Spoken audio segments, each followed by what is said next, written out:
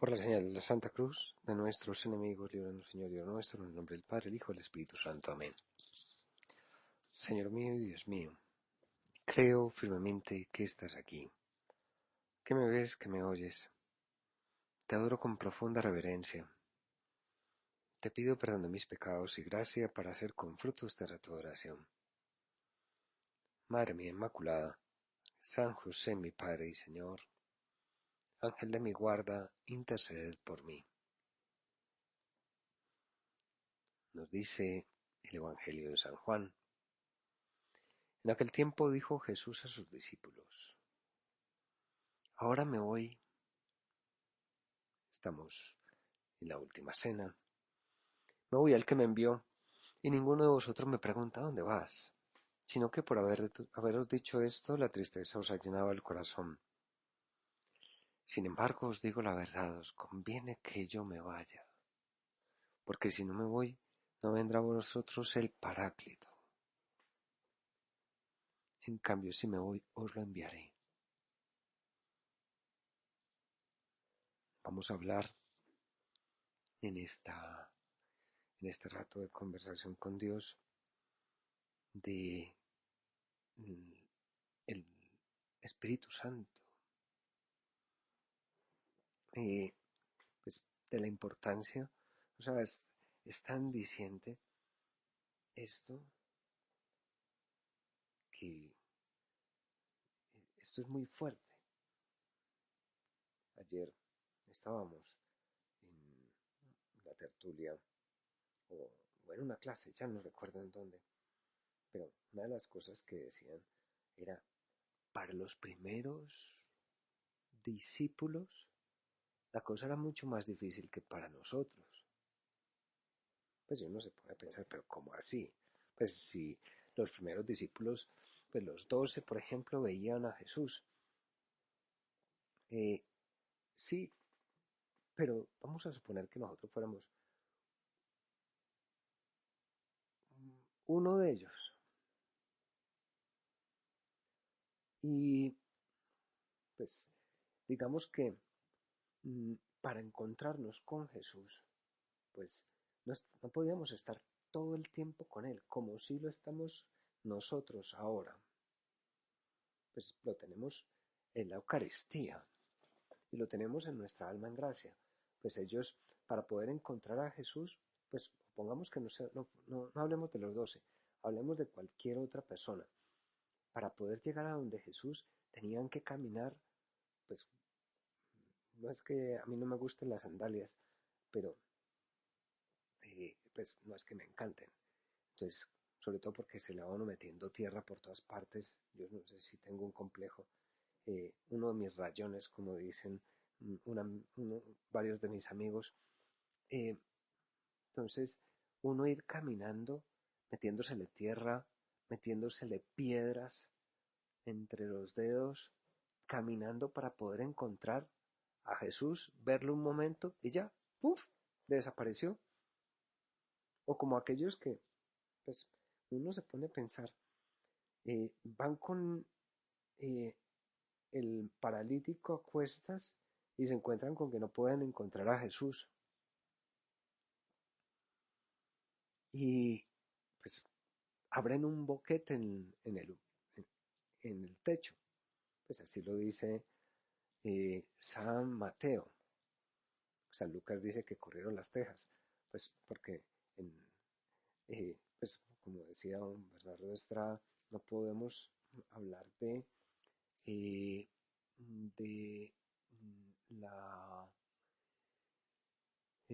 revelación palabra por palabra, ¿no? La revelación es así en general.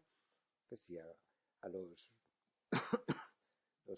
eh, los judíos entendían que pues, los judíos no tenían tejas, entonces sabía que tenían que abrir un boquete, un hueco en el techo. En cambio los romanos sí tenían tejas, entonces eso de abrir un boquete, pues abrir un hueco en el techo, pues no lo entendían, entonces pues San Lucas y San Marcos lo explican de una forma distinta.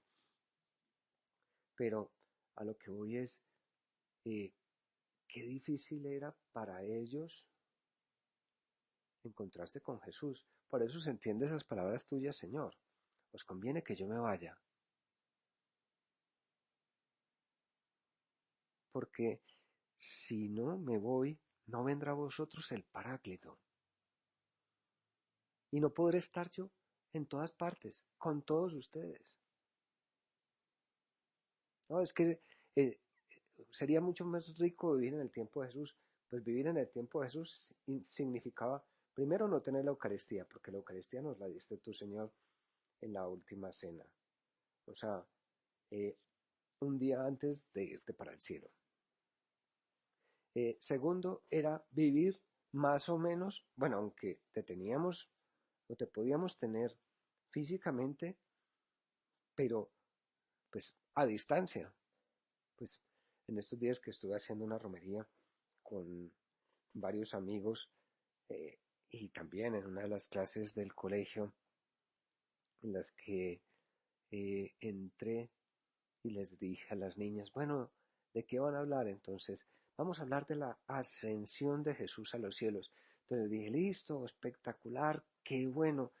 Entonces, díganme por favor, ¿quién sabe dónde fue la ascensión de Jesús? Y entonces me metí en Google Maps y Monte de la Ascensión del Señor.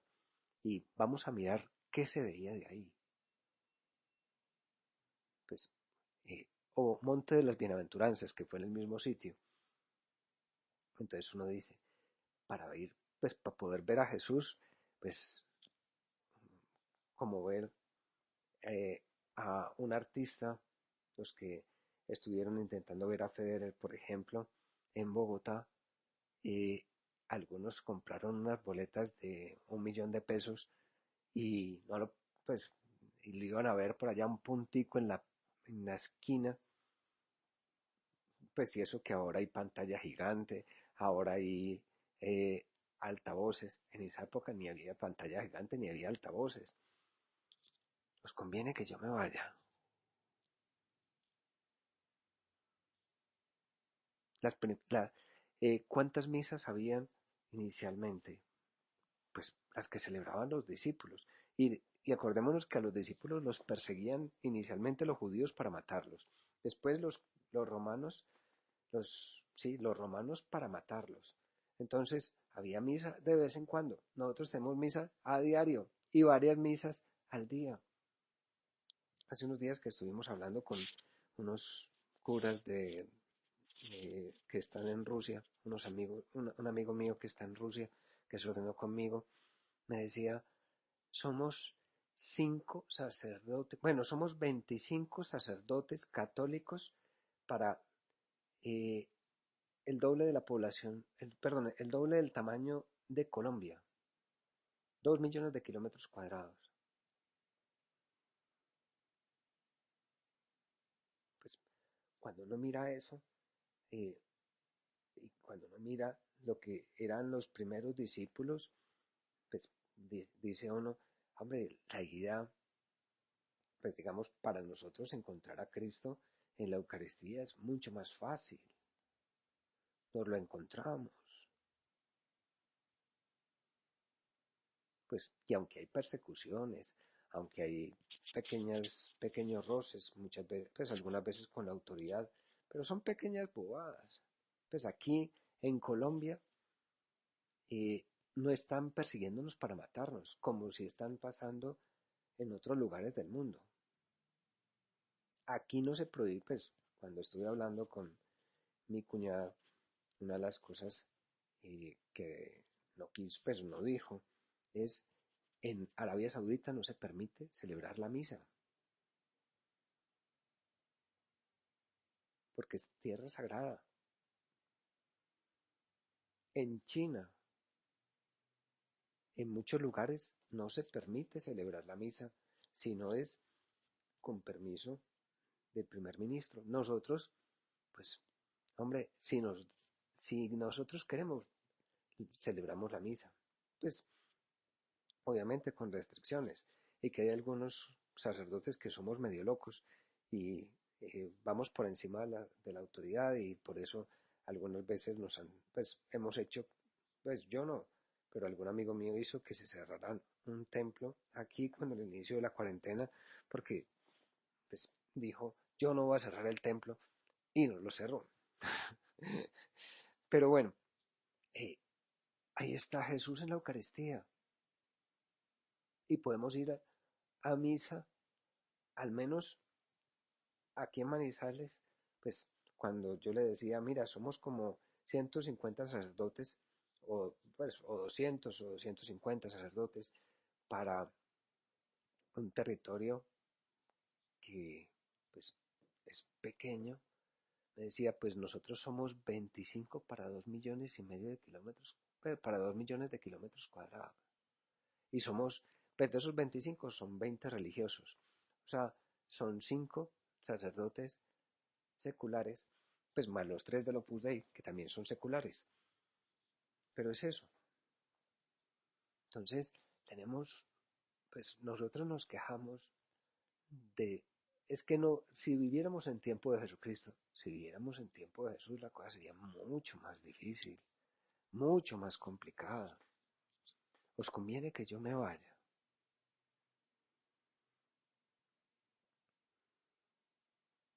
El Papa Benedicto, en la solemnidad de Pentecostés del año 2006, decía lo siguiente: queridos hermanos y hermanas, el día de Pentecostés el Espíritu Santo descendió con fuerza sobre los apóstoles. Así comenzó la Iglesia, la misión de la Iglesia en el mundo. ¿Cómo? Con la irrupción del Espíritu Santo, con la fuerza del Espíritu Santo. Ahora nos estamos preparando para ello. Pues eh, nos quedan más o menos, eh, nos quedan más o menos, a ver, estamos a lunes, es el domingo de la otra semana. Nos quedan, pues casi que estamos empezando el escenario del Espíritu Santo, que es importante hacerlo. Eh, pero, eh, pues tenemos que prepararnos para eso, prepararnos para la venida del Espíritu Santo. Y decía el Papa, Jesús había preparado a los 11 para esta misión al aparecérsele en varias ocasiones después de la resurrección.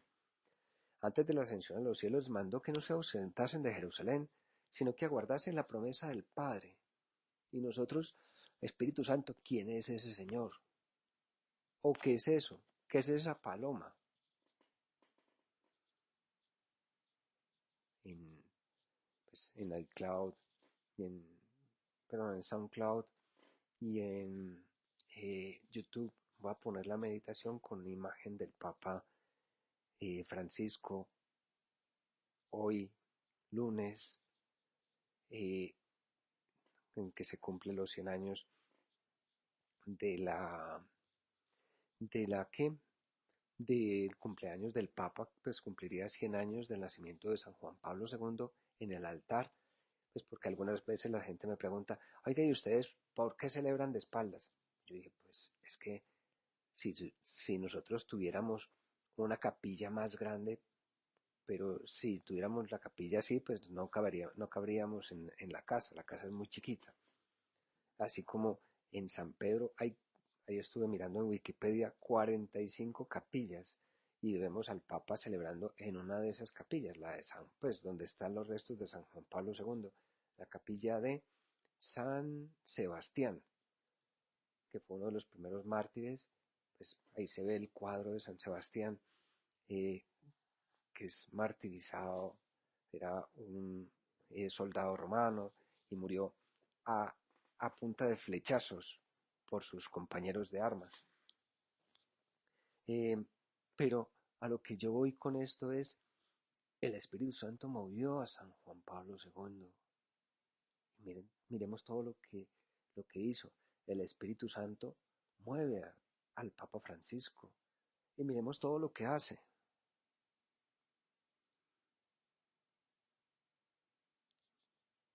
El Papa Benedicto nos decía, Jesús les mandó que no se ausentasen de Jerusalén, sino que acordasen la promesa del Padre. Es decir, les pidió que permanecieran juntos, en primer lugar. Y ellos se reunieron en oración con María en el cenáculo, siempre alrededor de María. Para recibir al Espíritu Santo, la propuesta pues, que, que propongo o que nos propone Dios, nos propones tú, Señor, es, perdón, estar alrededor de María, esperando al Espíritu Santo, esperando la promesa del Padre, para poder ir al mundo, para poder comernos el mundo. Hace, pues en estos días le prediqué a las niñas de transición,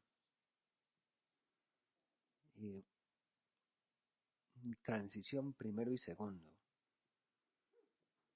y pues sobre todo las de transición, niñas de 5 años, y entonces les iba diciendo, vamos a leer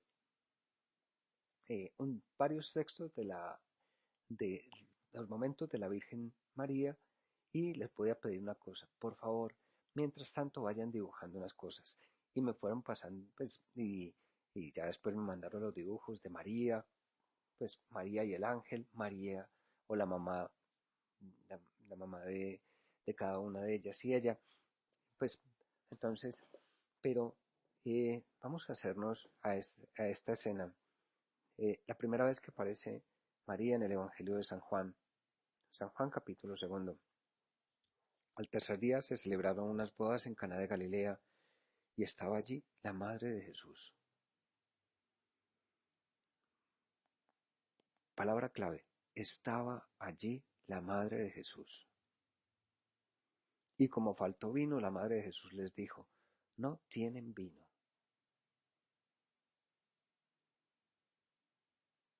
También, pues, les decía a las niñas, ¿por qué no se preguntan qué le quieren pedir a ustedes? Pues también se lo pregunté a las niñas de segundo de primaria en estos días que estuve en clase.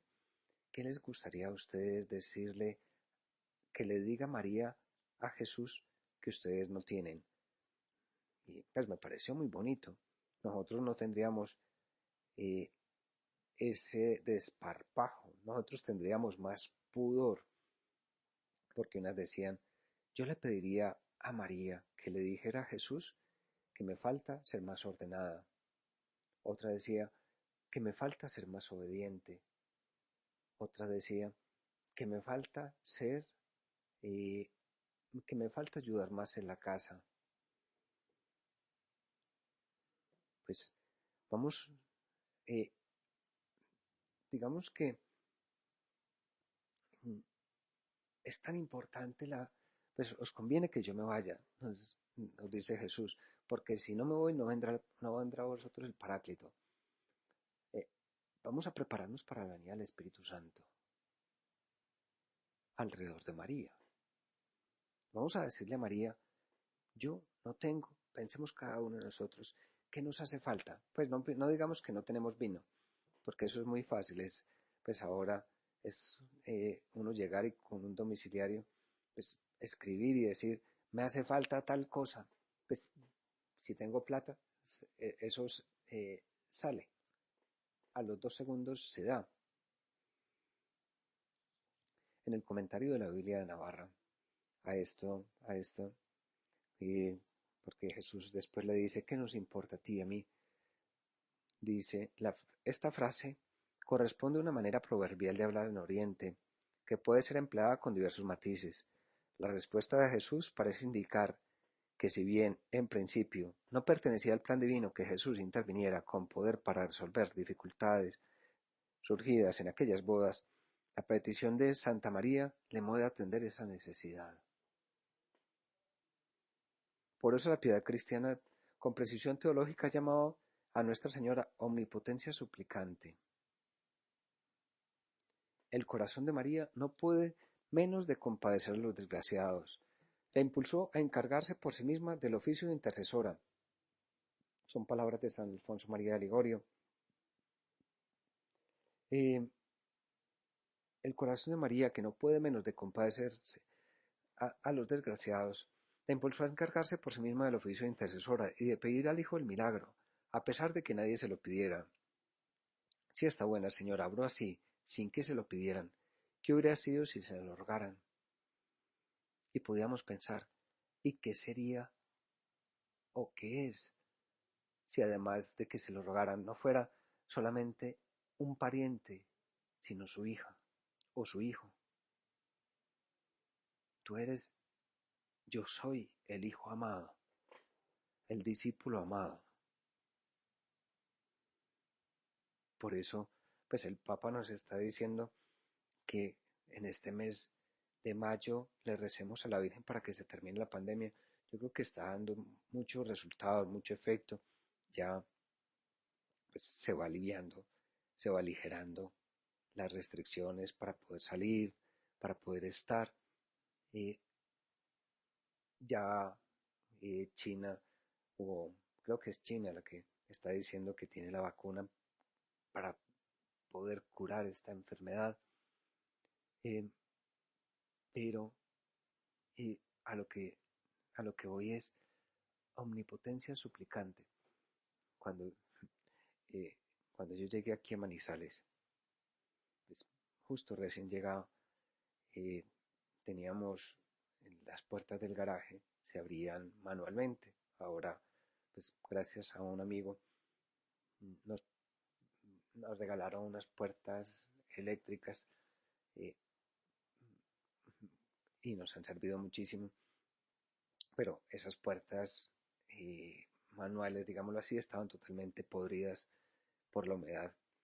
Y un día estaba abriendo yo la puerta y se me acercó, entró intempestivamente una señora al garaje.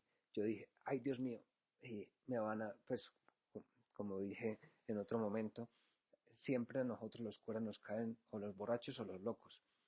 Y entonces yo dije, me va a pegar, me va a matar, ¿qué va a pasar? Y entonces me dice, ¿quién es la omnipotencia suplicante? Y yo, pues son las 7 de la mañana, estoy yéndome para el colegio, ¿qué está diciendo esta señora? Entonces me repite, ¿quién es la omnipotencia suplicante? Entonces yo le dije, María, la Virgen. Le digo, muy bien, eso es. Pues la Virgen es la que puede todo delante de Dios. ¿Qué hacen los apóstoles para prepararse para la venida del Espíritu Santo? Os conviene que yo me vaya. Pues se reúnen alrededor de María.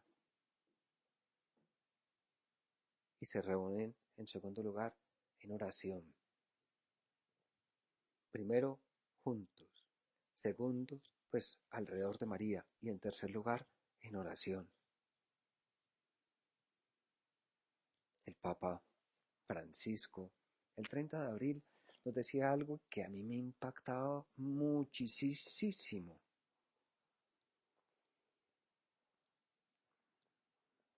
Dice, dice Francisco, es el Padre quien nos lleva al conocimiento del Hijo. Sin la intervención del Padre no podemos conocer el misterio de Cristo. Queremos ayudar a que una persona cambie, se comprometa, se dé cuenta de las cosas. Recemos, hagamos oración.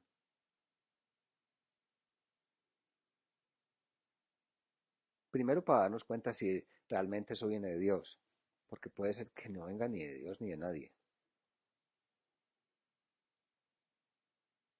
Y segundo, pues para que Dios Padre le haga mover el corazón, primero mi corazón, para que yo tenga buenas entendederas, porque yo puede ser que ni siquiera entienda las cosas. Segundo, para que tenga buenas explicaderas. Tercero, para que la otra persona tenga buenas entendederas y me entienda las cosas no como yo se las quiera explicar, sino como el Espíritu Santo desee que esa persona entienda.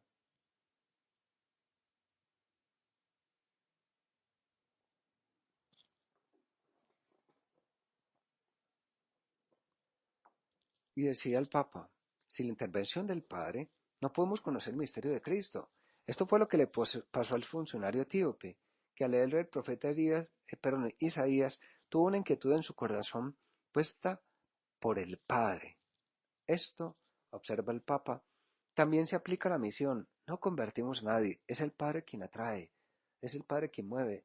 Y pues me acuerdo en este momento de un sacerdote muy sabio, Padre Luis Alberto Aguirre, que está en este momento en Trinidad y Tobago, eh, y él me decía alguna vez, si las personas no se dan cuenta que tienen que cambiar, no cambien. Por mucho que yo le diga que cambien, por muchas clases que yo les dé de virtudes, por muchas cosas que yo les diga, no cambian. Hay que rezar para que la persona se dé cuenta.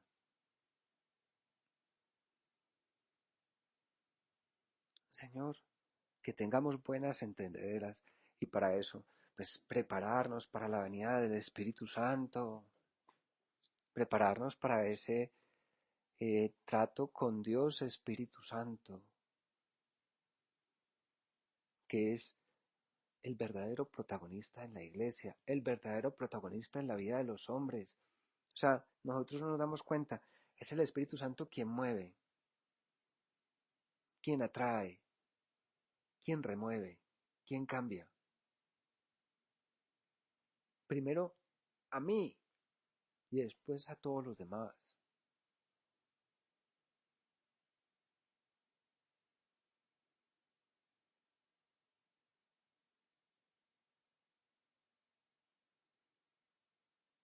Nadie puede conocer a Jesús sin que el Padre lo atraiga. Y decía el Papa, yo también pienso en las misiones. ¿Qué vas a hacer en las misiones? ¿Convertir a la gente? No, no, no conviertes a nadie. Es el Padre que atraerá los corazones para que reconozcan a Jesús. ¿Qué vas a hacer con tus hijos? No, yo los voy a convertir a punta de golpes, a punta de razonamientos. No, a punta de oración. Primero recemos. ¿Qué vamos a hacer con nuestros amigos? Es que necesito que se conviertan. Pues reza, ofrécele al Señor alguna un pequeño sacrificio y después muéstrales con tu forma de ser y habla. Oración, decía San José María, obviamente muy pegados a María. Oración pidiéndole al Espíritu Santo, renuévame, renuévalos, cámbialos y ayúdame a entender el don del entendimiento, el don de consejo, el don de ciencia, el don de piedad, el don de temor de Dios. Vamos a pedirlos para nosotros y para todas las personas que están a nuestro lado. Concluyamos este rato de conversación con Dios, acudiendo a María, esposa de Dios Espíritu Santo. Dócil a las inspiraciones divinas, pidámosle a ella ayuda, fuerza, testimonio para poder llegar, para poder ser, para poder llegar a hacer aquello que Dios quiere. Te doy gracias, Dios mío, por los buenos propósitos, afectos e inspiraciones que me has comunicado en esta meditación. Te pido ayuda para ponerlos por obra. Madre mía Inmaculada, San José mi Padre y Señor, Ángel de mi guarda, intercede por mí.